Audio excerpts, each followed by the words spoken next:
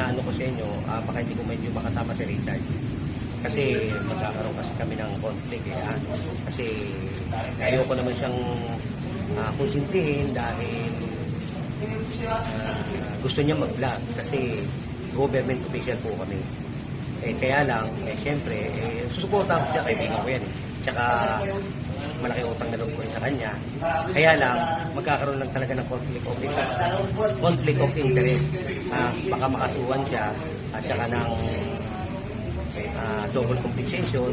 Kaya inano ko muna, hindi ko siya pababayaan. Ayoko siyang mapahamak. Siguro baka next week o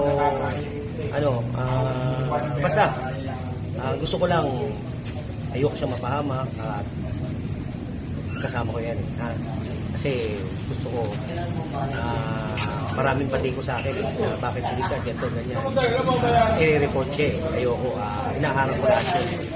inaharang ko lahat ng nagre-report sa akin pinakiusapan ko na kausapin ko na lang maraming salamat sa inyo ulitin ko God bless po sa inyo thank you.